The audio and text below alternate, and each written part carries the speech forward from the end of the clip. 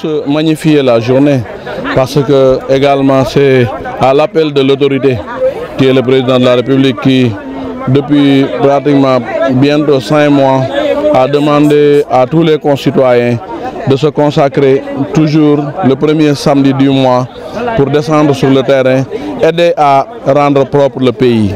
Le Sénégal a besoin d'une propreté. On dit un esprit sain dans un corps sain, ce qu'on est en train de faire. Donc nous également, on était avec lui hier au lycée Demba Diop.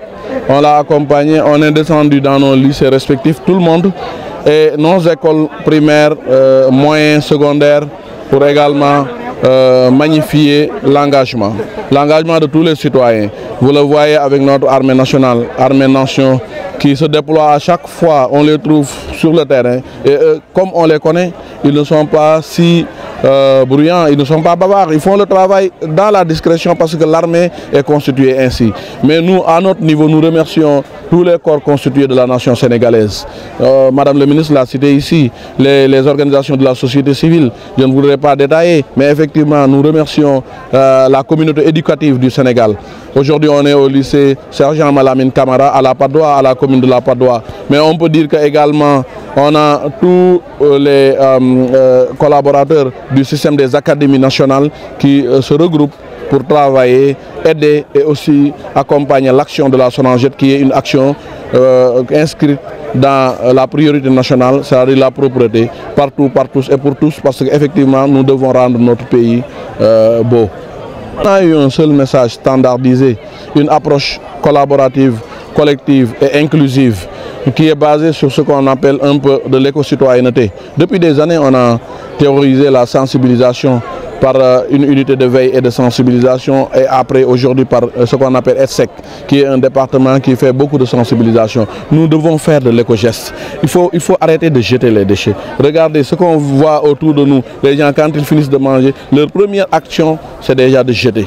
Et on devrait pouvoir aller demander un poêle ou bien même poser ça quelque part. Et si c'est regroupé, ça va servir à quelque chose. Parce que dans tous les pays aujourd'hui avancés, maintenant, même dans les supermarchés, on a des machines broyeuses de plastique qui puissent quand même après te permettre de même gagner de l'argent, quelques sous dans votre compte ou bien votre wallet. Et ça, nous y sommes. Nous sommes avec des projets très ambitieux comme Digibac. Nous sommes avec la Sonandel pour travailler sur ce genre de projet. Mais notre message à l'éco-citoyenneté, c'est d'être aujourd'hui aussi éco-responsable, ne pas gâter l'environnement qui nous regroupe. Juste le travail qui s'inscrit en droite ligne dans les cadres du projet qui nous lie.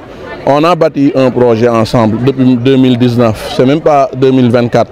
On a travaillé sur le programme Jotna. Aujourd'hui, on a travaillé sur le projet et on s'est adossé sur la réflexion de l'excellent Premier ministre du Sénégal, Ousmane Sonko, qu'on connaît, qui a écrit plusieurs livres pour haranguer un peu l'intelligence du Sénégal. Mais nous tous qui se regroupons dans PASTEF, les patriotes africains du travail pour l'éthique, la fraternité, nous savons qu'effectivement, travailler, c'est déjà traduire les idées en réalité. Nous, notre credo, c'est d'être ponctuel à l'heure, ne jamais quitter le bureau tant que le travail n'est pas fini et aussi écouter tous les Sénégalais.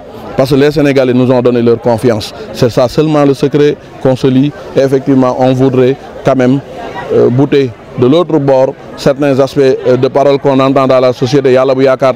Si les gens travaillent, si les gens continuent à bosser sérieusement, nous allons atteindre les cimes du développement.